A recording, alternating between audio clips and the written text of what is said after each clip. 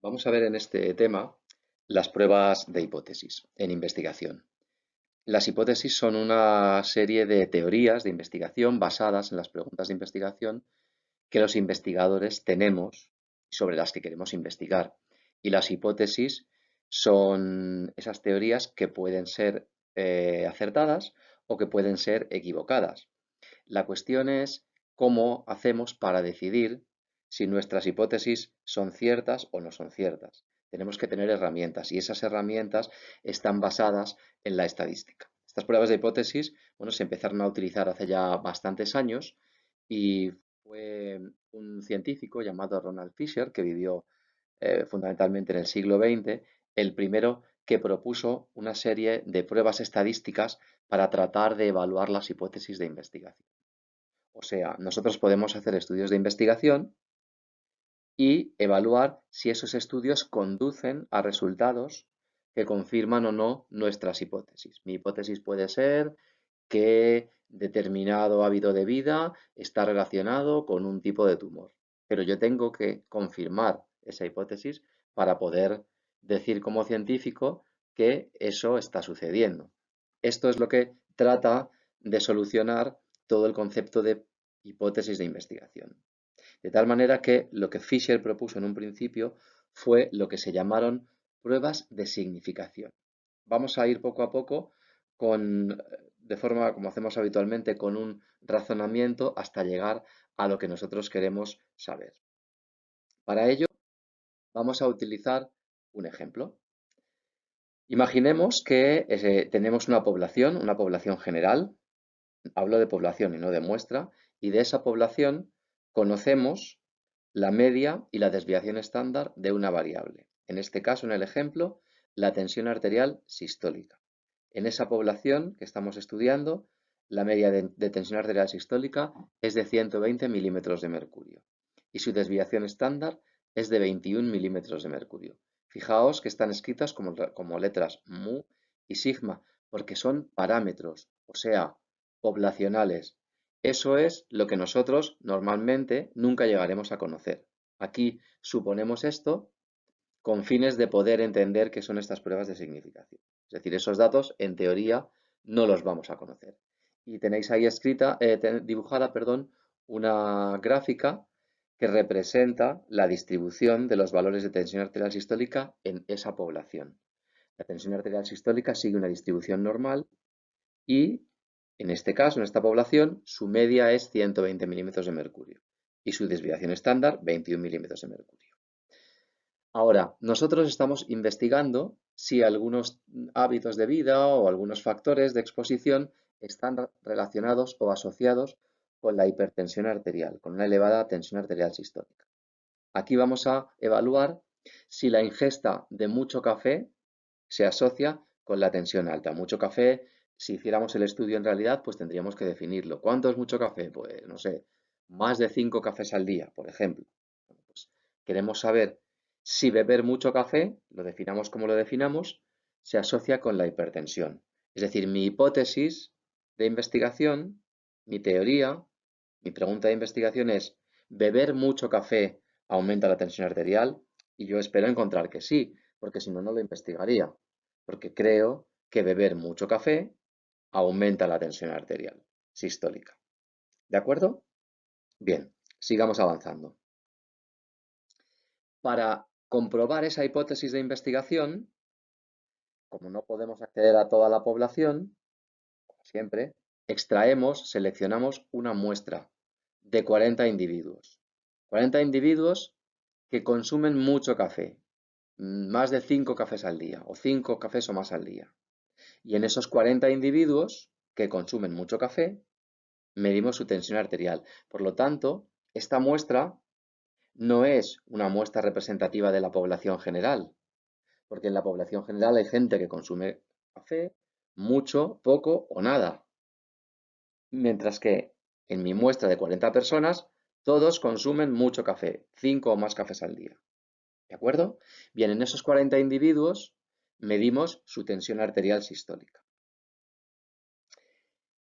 Si imaginad que el café no tiene nada que ver con la tensión arterial sistólica mi teoría es equivocada. Si el café no tuviera nada que ver, no favoreciera la hipertensión, el hecho de que esos individuos, 40 de mi muestra, tomen mucho café, pues no significa nada. Por lo demás serían parecidos a la población general. Es decir, si no fuera porque toman mucho café, esos 40 individuos de mi muestra serían una muestra representativa de la población general. Por lo tanto, si el café no subiera la tensión arterial, yo esperaría que la media de tensión arterial sistólica en la muestra de 40 personas fuera parecida a la media de la población general, 120 milímetros de mercurio. Mientras que si el consumo de mucho café aumenta la tensión arterial, espero que la media de tensión arterial de mi muestra sea más elevada que la de la población general. ¿De acuerdo? Si no lo veis claro, por favor, repetid esta parte de la narración hasta que la entendáis. Y si no, me podéis preguntar dudas, por supuesto. Bien, pues resulta que en nuestra muestra la media de tensión arterial sistólica no es 120 como la de la población general, es 130. Y tiene una desviación estándar de 30 milímetros de mercurio. Es decir, la media muestral es 130 y la desviación estándar muestral es 30. Vimos ya hace un par de temas que según el teorema central del límite, la distribución de las medias en muestras de tamaño 40 que proceden de una población con media 120 y desviación estándar 21 es una distribución normal, es decir, las medias extraídas de muestras de tamaño 40 siguen una distribución normal de media igual a la de la población general, 120, y de error estándar de la media, sigma partido por raíz de n, o sea, 21 partido por raíz de 40, que si lo calculamos nos da 3,32. Esto lo vimos y lo estudiamos en el tema de evaluación de estimación de parámetros, evaluación por intervalos. Por lo tanto, tenemos una población en la que la tensión arterial sistólica tiene media 120 y desviación estándar 21, y una muestra que tiene una media de 130 y una desviación estándar de 30 milímetros de mercurio. Con esto situamos en nuestra gráfica la media muestral. Ahí está la media poblacional, 120, y a su derecha la media muestral, 130. Ya sabemos que cuando seleccionamos una muestra es prácticamente imposible que la media nos salga igual a la media poblacional. Nos puede salir parecida, más o menos separada, pero igual no. Es igual que si seleccionamos dos muestras del mismo tamaño, las medias no van a ser iguales. Pueden ser muy parecidas, pueden ser diferentes, pero iguales es muy difícil. En este caso nos ha salido diferente. La cuestión siguiente es, ¿cómo de diferente? Lo suficientemente diferente para pensar que esa muestra es distinta a la población general y por eso me ha salido la media diferente también. La pregunta más formal es, suponiendo que el café no tuviera ninguna influencia sobre la tensión arterial sistólica, es decir, que el café no sube la tensión, ¿cuál sería la probabilidad de que al seleccionar una muestra de 40 individuos, en la muestra nos saliera la media de 130 o mayor? Si en vez de 130 nos hubiera salido 121, diríamos, bueno, no es igual, pero es casi igual. 130 lo podemos considerar casi igual o bastante similar. No podemos decidirlo así por las buenas, de manera arbitraria. Tenemos que decidirlo a partir de datos, de números, de estadística, de probabilidad. ¿Cuál es la probabilidad de que si nuestra muestra es igual que la población general en tensión arterial sistólica, la media muestral nos haya salido igual o superior a 130? Si la tensión arterial no tiene nada que ver, perdón, si el alto consumo de café no tiene nada que ver con la tensión arterial, seguramente llegaremos a la conclusión de que ese 130 sí es diferente, pero no es tan diferente. Podemos asumir que es similar. Mientras que si el café aumenta la tensión arterial, tendremos alguna manera de llegar a la conclusión de que efectivamente esa tensión arterial muestral media es significativamente más alta que la poblacional, y eso se debe a lo que es diferente en nuestra muestra con respecto a la población general, que es que consumen mucho café. Lo que tenéis en esa fórmula es probabilidad de que la media sea mayor o igual a 130, la media muestral, suponiendo que la muestra pertenece a la población. Es decir, que la muestra es igual que la población general, que la única característica que las diferencia es el café y no tiene nada que ver con la tensión arterial. ¿De acuerdo? Bien, pues vamos a tratar de responder a esa pregunta. ¿Qué hacemos? Pues como lo que queremos es calcular la probabilidad de que en esa distribución de valores, que es una distribución normal, la probabilidad de encontrar un valor igual o superior a 130 milímetros de mercurio. Y veremos qué probabilidad tenemos. Sabemos que eso lo podemos hacer, pero no con esta distribución, sino con la normal estandarizada. Y ya sabemos cómo se hace eso, estandarizando la variable. En vez de 130, queremos un valor que pertenezca a la normal estandarizada. Lo que hacemos es, lo que hacíamos para estandarizar, a ese valor restarle su media y dividirlo por su desviación estándar, en este caso por su error estándar. Pues lo hacemos, 130 menos la media, 120, partido por el error estándar, 3,32. Y nos da 3,01. Ese 3,01 sí tenemos que llevarlo a la tabla de la distribución normal, que ya sabéis utilizar. Buscaríamos en la primera columna el 3,00 y avanzaríamos hacia la derecha hasta llegar a la columna del segundo decimal 0,01. Y ahí habrá un valor. Ese valor es 0,9987. O sea, la probabilidad de encontrar un valor igual o inferior a 3,01. Pero nosotros no queremos eso, queremos el área complementaria, no la que está a la izquierda, sino la que está a la derecha. Como sabemos que la probabilidad total bajo la curva es 1, no tenemos más que a 1 restarle ese valor que hemos hallado en la tabla. 1 menos 0,9987, que da como resultado 0,0013. O sea, la probabilidad de hallar un valor igual o superior a 3,01 es 0,0013. Y, por lo tanto, la probabilidad de hallar una tensión arterial sistólica igual o superior a 130 milímetros de mercurio, suponiendo que esa muestra sea igual que la población general en cuanto a tensión arterial sistólica, esa probabilidad es 0,0013. O sea, si el café, el elevado consumo de café no tuviera nada que ver con la tensión arterial sistólica elevada, la probabilidad de que en una muestra de 40 personas me saliera esa media de tensión arterial de 130 es 0,0013. Muy baja, ni siquiera llega al 1%. Por lo tanto, insistimos sobre ello, si fuera cierto que beber café no influye sobre la tensión arterial sistólica, la probabilidad de que si yo selecciono una muestra de 40 personas, en ella la media de la tensión arterial sistólica fuera 130 o superior, es muy baja, 0,0013.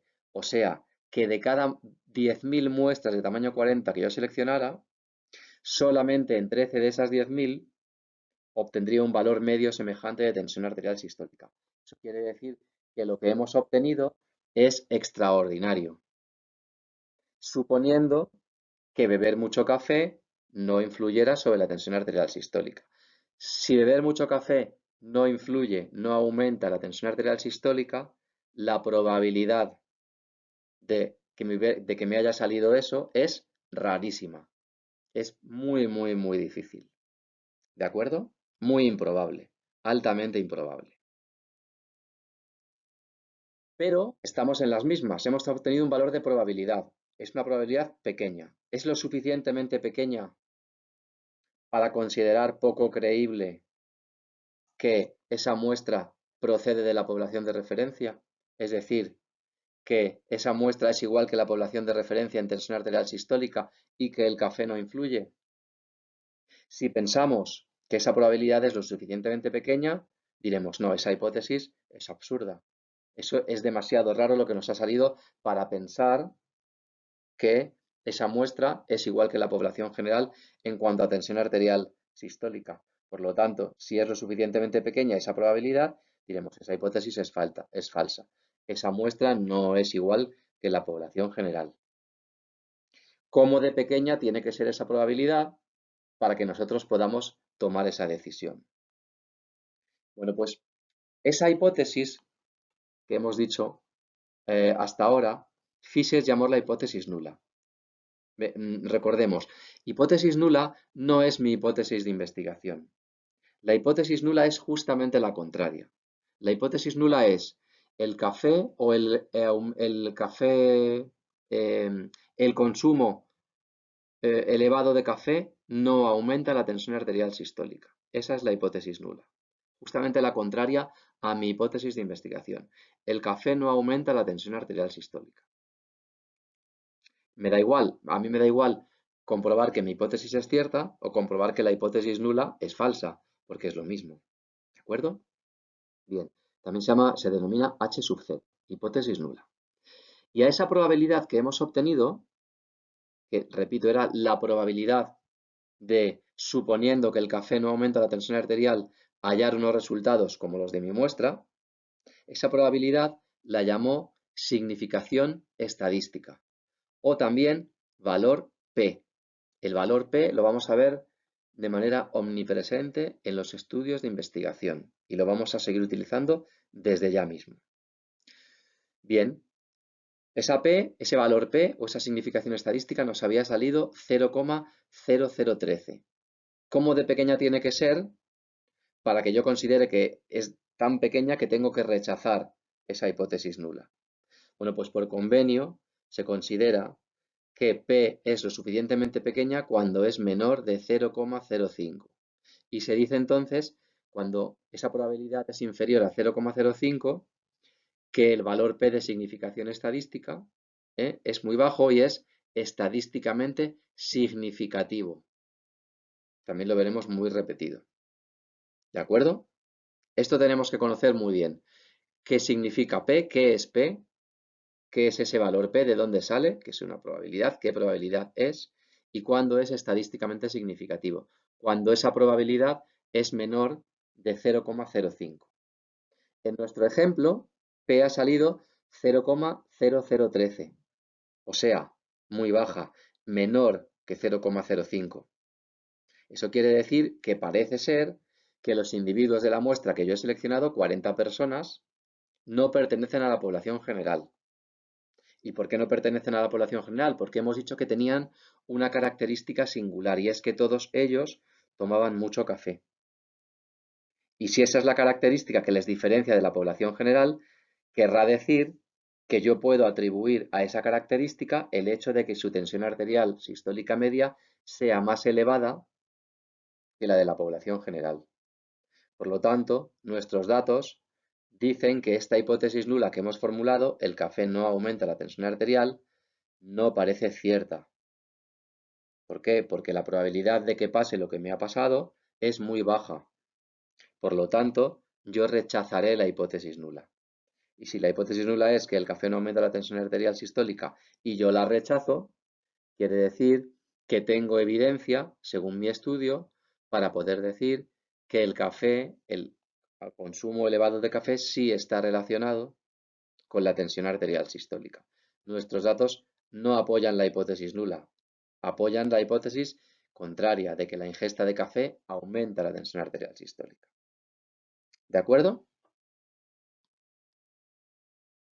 Imaginad que en nuestra muestra de 40 personas, en vez de una media muestral de 130, hubiera salido 123. Estaríamos en la misma situación. La media de la muestra no es igual a la de la población general. ¿Es lo suficientemente distinta para decir que esa muestra también tiene una diferencia relevante, que es que toman mucho café y que eso la hace distinta? Pues tendríamos que hacer exactamente igual. ¿Cuál es la probabilidad de que si el café no aumenta la tensión arterial sistólica, me haya salido una media muestral de 123 o mayor? Pues lo primero que hago es estandarizar ese valor. 123 menos la media, que es 120, partido por el error estándar de la media, 3,32. Esto me da 0,90. Tendríamos que situar el 0,90, igual que antes, en la distribución normal de media 120 e ir a la tabla de la normal, buscar el valor a la izquierda de 0,90 y restárselo a 1. El valor a la izquierda de 0,90 es 0,8159, o sea, la probabilidad de la normal estandarizada encontrar un valor igual o inferior a 0,90 es 0,8159. Si eso se lo restamos a 1, obtendremos el valor del área a la derecha de 0,90, que es 0,18, y por lo tanto también el área a la derecha de la tensión arterial sistólica media 123. Entonces, suponiendo que la hipótesis nula fuera cierta, o sea, que el café no influye sobre la tensión arterial sistólica, la probabilidad de que si yo selecciono una muestra de 40 individuos salgan con una media de tensión arterial sistólica igual o superior a 123 milímetros de mercurio, esa probabilidad es 0,18, alta, bastante mayor que 0,05. Por lo tanto, con mi estudio yo tengo datos que apoyan que la hipótesis nula es cierta, o sea que ese 123 es similar a 120. Es bastante probable que me pueda salir 123 o 122 o 119. Por ejemplo, nuestros datos son compatibles con la hipótesis nula y el valor de P es superior a 0,05. Por lo tanto, P no es estadísticamente significativa. Y si no es estadísticamente significativa P, entonces yo puedo decir que no he encontrado una asociación entre la variable que yo estoy estudiando, tomar mucho café, y la variable respuesta, variable resultado, que es la tensión arterial sistólica. En este caso, yo diría que a la vista de mis resultados no parece que tomar mucho café aumente la tensión arterial sistólica. ¿De acuerdo? Bueno, tiene su sentido. 123 está cerca de 120 y 130 parece que no está tan cerca. Por lo tanto, parece lógico que 123 haya salido por casualidad porque la muestra es pequeña. Mientras que, aunque la muestra sea pequeña, si el café influye sobre la tensión arterial, pues es lógico que la media salga muy desplazada. Esas son las pruebas de significación que estableció Fisher. Es decir, se establece una hipótesis nula y se calcula la probabilidad de que si esa hipótesis nula es cierta, yo haya obtenido unos resultados como los que han salido en mi muestra. Si esa probabilidad es alta, mayor de 0,05, pues yo aceptaré la hipótesis nula. Mientras que si la probabilidad es muy baja, menor de 0,05, pues entonces rechazaré la hipótesis nula. Luego hablaremos de qué pasa si es exactamente 0,05. Bien. Basándose en las pruebas de Fisher, otros dos investigadores, Neyman y Pearson, desarrollaron lo que llamaron pruebas de contraste de hipótesis. Y lo que hicieron fue, además de definir la hipótesis nula, introdujeron lo que llamaron hipótesis alternativa, o H sub A. Y además definieron el riesgo de error, el riesgo que tenemos de cometer un error si acepto o rechazo la hipótesis nula o la hipótesis alternativa. Aceptar o rechazar una u otra no puede ser algo certero. Si yo acepto una y rechazo otra, o rechazo la una y acepto la otra, siempre tengo la probabilidad de cometer un error. Y mi objetivo, como ya sabemos, es minimizar ese error. Pero no nos adelantemos. Neyman y Pearson introdujeron la hipótesis alternativa y definieron esos riesgos de error en función de la decisión, que tomemos. Vamos a poner más ejemplos. Imaginad que estamos trabajando, haciendo un estudio sobre pacientes que tienen cáncer de estómago en estadio avanzado. En estos pacientes, el tratamiento fundamentalmente va encaminado no tanto a la curación, que es difícil, sino a la prolongación del tiempo de supervivencia en buena calidad de vida, mediante diferentes fármacos de quimioterapia. Entonces, supongamos que se está usando un fármaco de manera común y se prueba un nuevo fármaco. ¿Por qué? Porque parece ser, según investigadores, en los estudios que han hecho previamente, en investigación animal, etcétera, parece ser que hay un nuevo fármaco que prolonga ese tiempo de supervivencia. El promedio de meses de supervivencia, así medimos la supervivencia en este caso, con el fármaco tradicional es mu sub T, y el promedio de meses de supervivencia con el fármaco nuevo, mu sub N, pues es el que sea. ¿De acuerdo? Tenemos esos dos promedios de meses de supervivencia. Si los dos promedios son iguales, pues querrá decir que un fármaco tiene la misma actuación que el otro. Pero si no son iguales, querrá decir que tal vez uno de los fármacos sea mejor. Puede ser el nuevo, o puede pasar también que metemos un nuevo fármaco, lo probamos pensando que es mejor y cuando lo probamos en la realidad resulta que es peor. Eso también puede pasar. ¿Mm? Bien. El contraste de hipótesis, según las hipótesis primero de Fisher y luego de Neyman y Pearson, se plantearía de esa manera. La hipótesis nula es que el tiempo de supervivencia con el fármaco tradicional y con el fármaco nuevo es el mismo. Y si no el mismo es similar. Cuando digamos igual estaremos más bien diciendo similar. Y en contraposición, la hipótesis alternativa dice que esos tiempos de supervivencia medios son diferentes. Fijaos que dice solamente diferentes, no dice cuál es mayor o cuál es menor, porque como os he dicho nos podemos encontrar sorpresas. Tenemos hipótesis nula y hipótesis alternativa. Yo quiero confirmarlas o rechazarlas. Si yo creo que el fármaco es bueno, pues me gustaría confirmar y aceptar la hipótesis alternativa, pero lo que a mí me guste o no me guste no es lo que va a pasar. Pasará lo que tenga que pasar según los estudios. O sea, como dice ahí, la hipótesis nula dice que no existe una diferencia significativa en la supervivencia de los pacientes tratados con ambos fármacos. La hipótesis nula siempre se formula en términos de no hay diferencias, no hay asociación, aunque nosotros lo que queramos demostrar es justo lo contrario, que sí que hay una asociación. Pero la hipótesis nula se formula en términos de no hay diferencias o no hay asociación entre las dos variables, entre el café y entre la tensión arterial, o entre usar un fármaco u otro y la supervivencia por cáncer de estómago. Bien, la hipótesis que hemos visto llamamos hipótesis bilateral, pero acabo de decir que tal vez el fármaco que hemos estado probando en animales parece que tiene buena pinta, pero al usarlo en humanos vemos que no solo no mejora la supervivencia, sino que la reduce.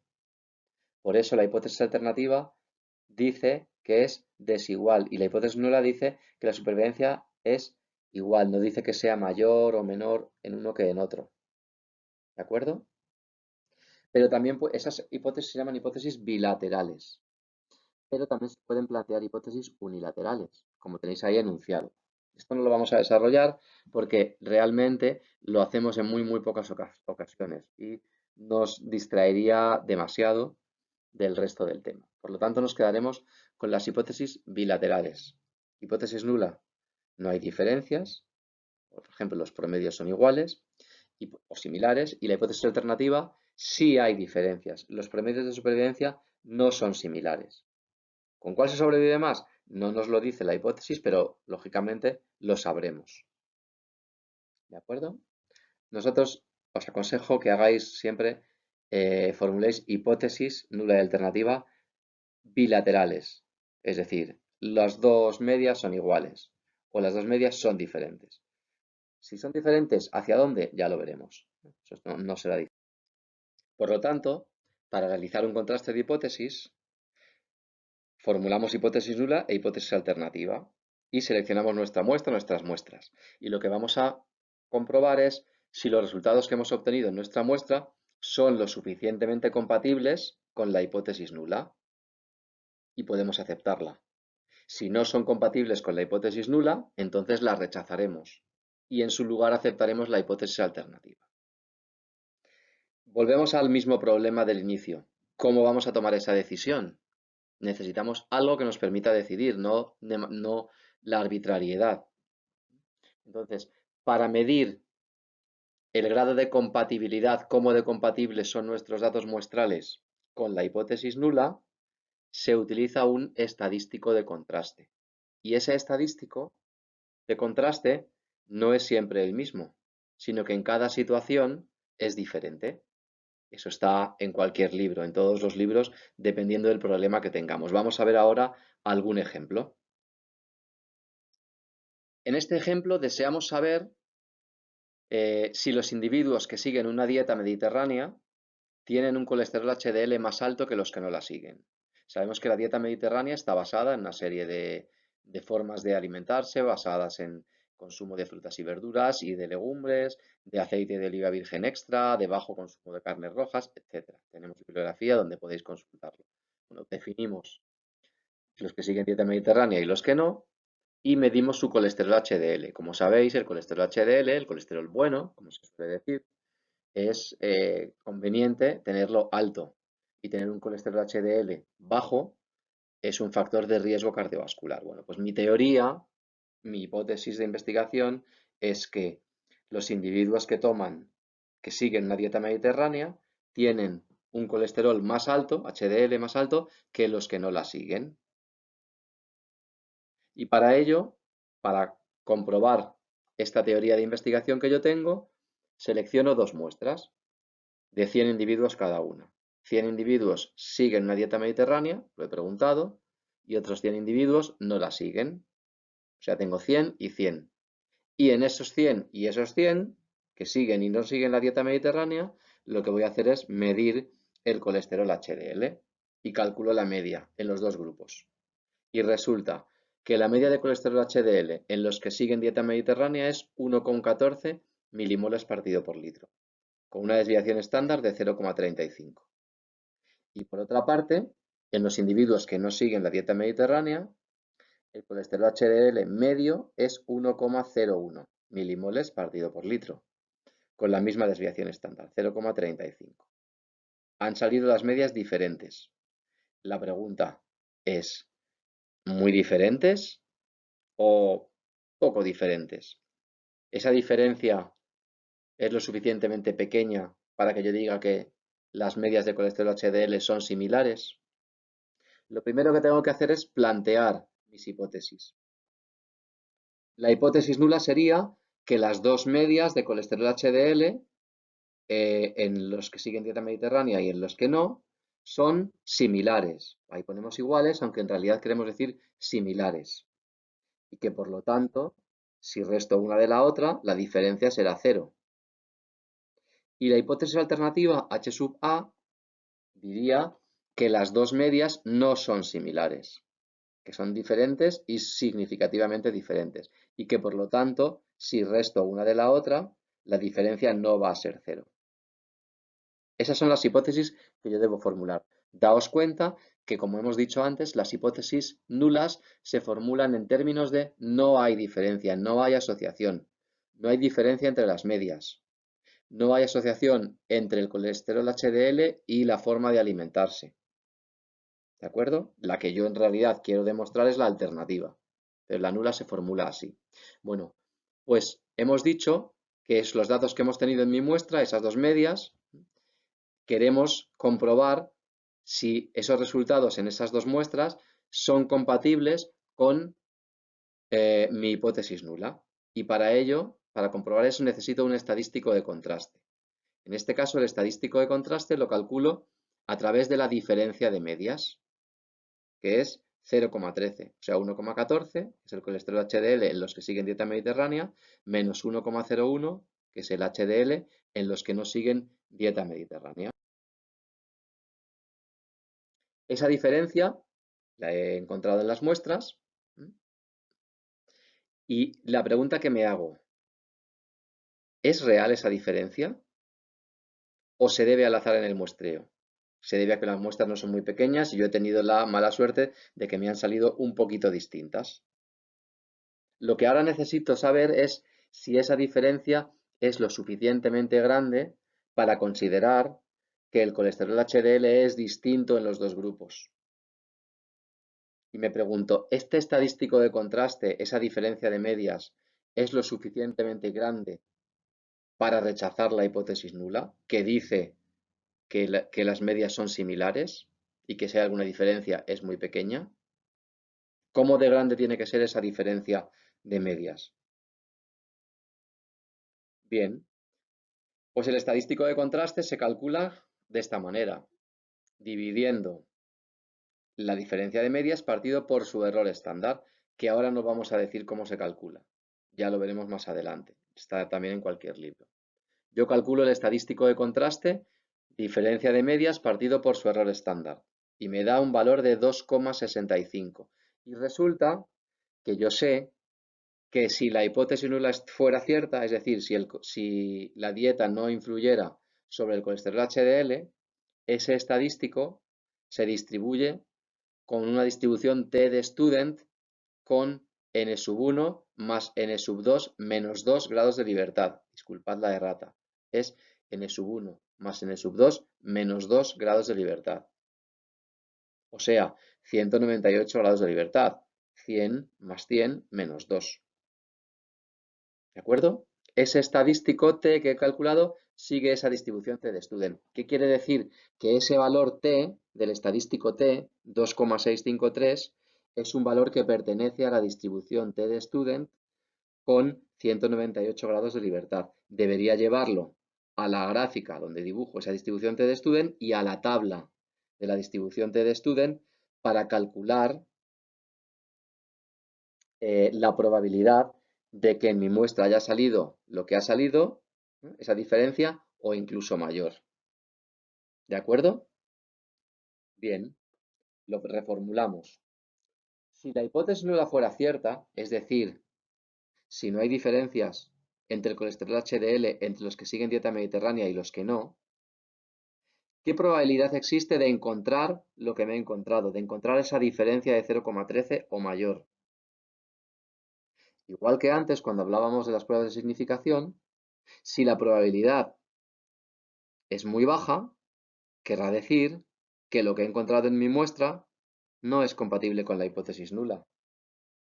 O bien que la hipótesis nula es cierta, pero ha ocurrido algo extraordinario. Si ese valor es muy bajo, menor de 0,05, como ya dijimos, en ese caso diremos, repito, que o bien la hipótesis nula es cierta o ha ocurrido algo extraordinario, o bien que la hipótesis nula es falsa. Y en ese caso, cuando P es menor de 0,05, decimos que el resultado es estadísticamente significativo. Si la hipótesis nula es falsa, entonces diremos que la que es cierta es la hipótesis alternativa. Bien, como decíamos, llevamos el estadístico de contraste a la tabla T de student con 198 grados de libertad. Fijaos que 198 grados de libertad son muchos. Dijimos que a esas alturas de grados de libertad la T de student era igual que una normal. ¿De acuerdo? Bien. Ese valor que está ahí en la gráfica, que no tiene ningún número escrito, sería el 1,96 y el menos 1,96. Es decir, los valores de esa T de student, o que es igual de la normal estandarizada, que dejarían a la derecha y a la izquierda respectivamente un área bajo la curva de 0,025, que es lo que yo necesito conocer. Fijaos que de manera gráfica ya vemos que el área a la derecha de 2,653 es más pequeña que el área a la derecha de 1,96. Por lo tanto, ya sé, solo con dibujarlo, que la probabilidad, el valor P, va a ser menor de 0,05. ¿Por qué? Porque aunque sume las dos áreas a la izquierda y a la derecha de a la derecha de 2,65 y a la izquierda de menos 2,65, la suma de esas dos áreas es muy pequeñita, no va a llegar a 0,05. ¿De acuerdo? Ahí os he calculado el valor exacto de P. Con la tabla no se puede calcular exacto, esto lo he calculado con el SPSS o con el Excel, y sale que la probabilidad de encontrar un valor superior a 2,65 o inferior a menos 2,65 es 0,086, perdón, 0,0086, sí. ¿De acuerdo? O sea, muy pequeña, inferior a 0,05. Por lo tanto, quiere decir que o bien la hipótesis nula es cierta, pero ha salido algo rarísimo que no sucede ni en un 1% de los casos, o bien que la hipótesis nula es falsa. ¿De acuerdo? El valor P ha salido menor de 0,05. Cuando P es menor de 0,05, yo rechazo la hipótesis nula, porque digo que P es estadísticamente significativa. Y rechazo la hipótesis nula y acepto la hipótesis alternativa. Por el contrario, si P sale mayor de 0,05, entonces diré que el resultado no es estadísticamente significativo y que los datos de mi muestra son compatibles con la hipótesis nula y la aceptaré. Aceptaré la hipótesis nula y rechazaré la hipótesis alternativa. Es lo que acabo de decir. Aquí lo tenéis, pero escrito. Los datos de nuestra muestra son muy poco compatibles con la hipótesis nula. Por lo tanto, tengo evidencia suficiente para rechazarla y en su lugar aceptar la hipótesis alternativa. Y esto lo llamamos una prueba estadísticamente significativa. O sea, he encontrado una asociación estadísticamente significativa entre la dieta mediterránea y el colesterol HDL. Los que comen con arreglo a los postulados de la dieta mediterránea tienen un colesterol HDL significativamente más alto. ¿Cuánto más alto? Pues la diferencia de 0,13 milimoles partido por litro. Recordad. ¿De acuerdo? Por lo tanto, he encontrado una diferencia estadísticamente significativa y por lo tanto rechazo la hipótesis nula y acepto la hipótesis alternativa. Por lo tanto, puedo decir que el colesterol HDL es significativamente diferente entre las personas que siguen dieta mediterránea y las que no lo hacen. Eso dice la hipótesis, diferente, no dice ni mayor ni menor. El que sea mayor o menor lo veo yo en la dimensión y en el signo de la diferencia. Si la media de colesterol HDL entre los que siguen dieta mediterránea y los que no es de 0,013, quiere decir que será más alta en los que siguen dieta mediterránea que en los que no. ¿De acuerdo? Entonces ya sabré que sí es significativamente diferente, mayor entre las que siguen dieta mediterránea con respecto a las que no lo hacen. ¿De acuerdo? Bien. Dije hace un rato que Neyman y Pearson definieron las hipótesis y además los errores que se podían cometer al aceptar una u otra. Daos cuenta que yo acabo de decir que en función de la probabilidad que salga, del valor P que salga, acepto o rechazo una hipótesis. Eso no quiere decir que tenga la certeza de que la nula es cierta o la alternativa sea cierta. Quiere decir que yo tomo una decisión, pero esa decisión implica un riesgo de que me esté equivocando. Neyman y Pearson cuantificaron esos riesgos. Bien, en esta tabla que tenéis aquí, tenéis en las columnas lo que sucede en la realidad. En la realidad, una es cierta y otra es falsa.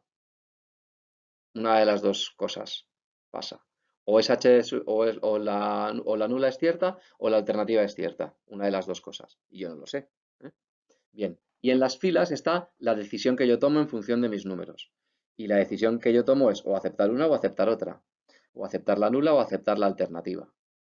Entonces, con esa tabla ya tenemos dos posibilidades de tomar la decisión correcta, que son aceptar la hipótesis nula cuando en realidad es cierta, o bien aceptar la hipótesis alternativa cuando en realidad es cierta.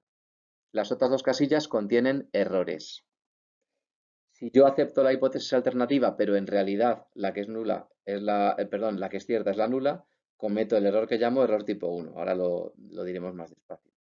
Mientras que si yo acepto la hipótesis nula, pero en realidad la que es cierta es la alternativa, estoy cometiendo el error tipo 2. ¿De acuerdo? ¿Qué es el error tipo 1? El error tipo 1 consiste en rechazar la hipótesis nula cuando en realidad es verdadera. Y ese riesgo de error es alfa. La probabilidad de cometer ese error es alfa.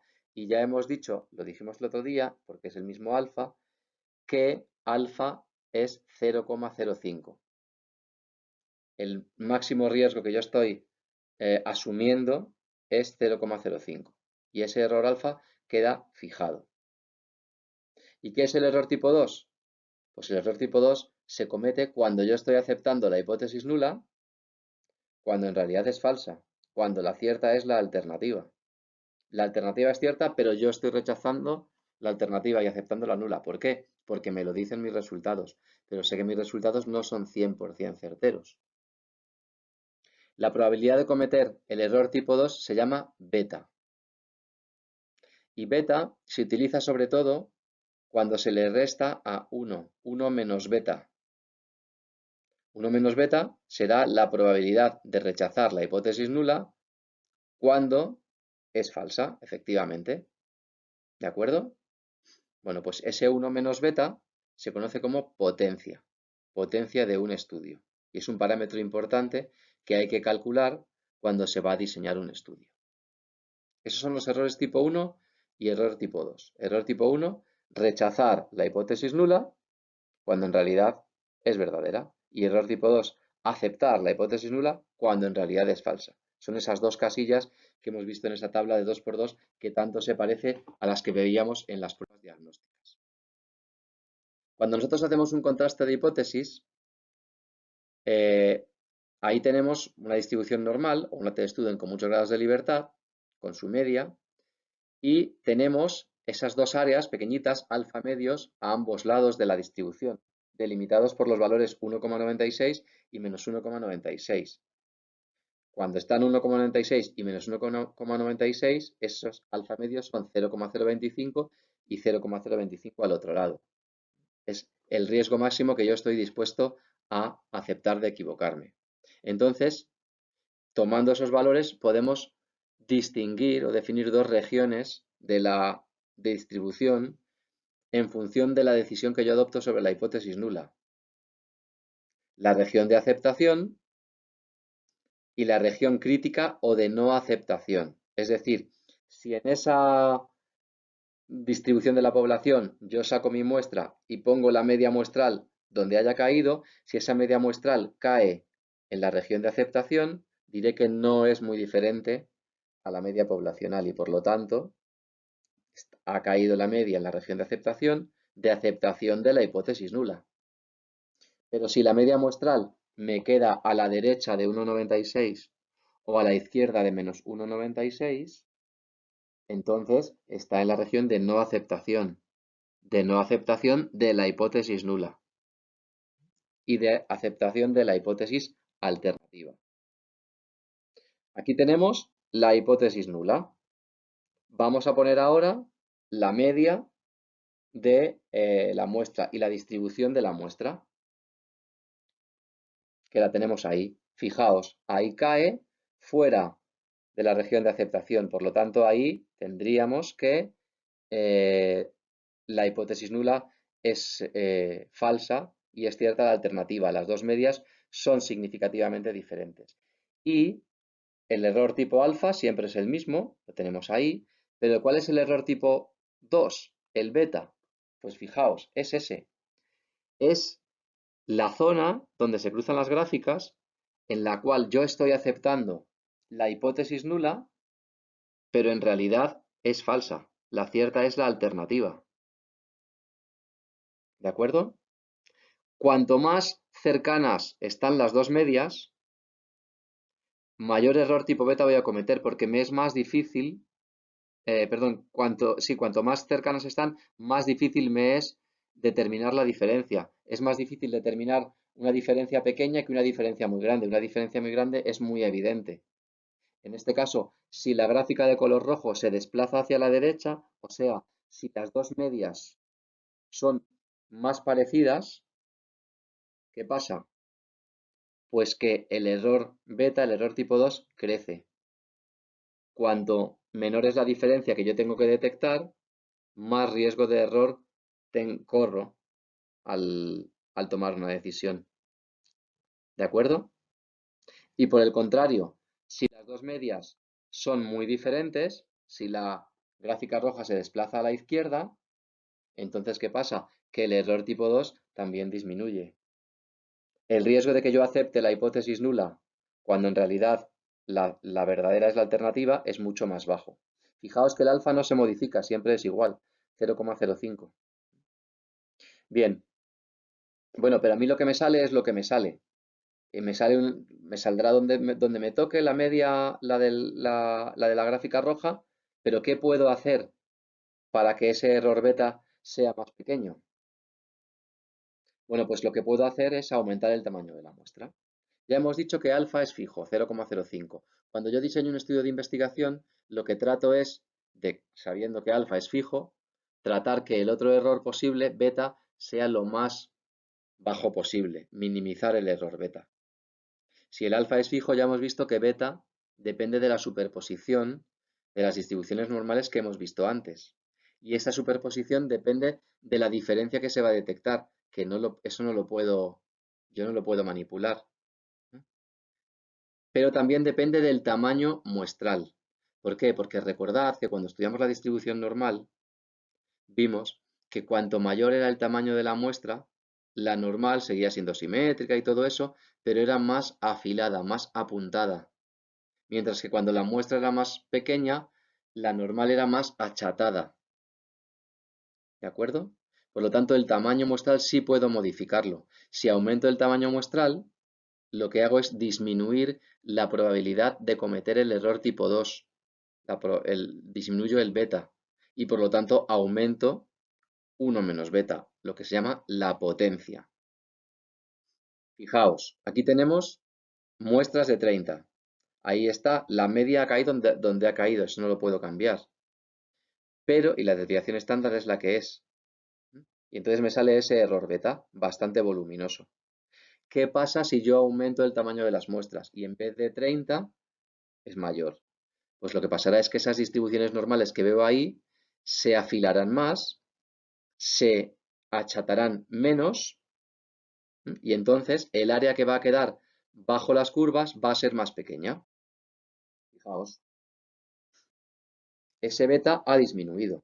Las medias son las mismas, no lo puedo cambiar, pero al aumentar la muestra, las distribuciones normales se afilan más y entonces el área bajo la curva es más pequeño. Y por lo tanto estoy minimizando el error beta y aumentando la potencia. ¿Qué quiere decir? Que cuando yo quiero hacer un estudio de investigación, si quiero que tenga mucha potencia, ¿qué tengo que hacer? Pues hacerlo en un tamaño de muestra lo suficientemente grande. Mientras que si tengo una muestra muy pequeña, el estudio va a tener una potencia baja, que es lo mismo que decir que tengo un riesgo de cometer un error tipo 2 bastante alto. ¿De acuerdo? Por favor, repasad el tema, escuchadlo las veces que necesitéis, porque son conceptos que pueden resultar un poco farragosos. Y si tenéis alguna duda, preguntádmela a través del campus virtual o bien a través del correo electrónico. Es importante entender este tema porque a partir de aquí ya, en el próximo tema, empezaremos a ver pruebas estadísticas específicas, concretas, que están basadas en las pruebas de hipótesis. Por lo tanto, hay que dominar, hay que tener muy claro qué son las hipótesis nulas, qué son las hipótesis alternativas, qué es el valor P, de dónde sale, qué es, cómo se obtiene y sobre todo qué significa.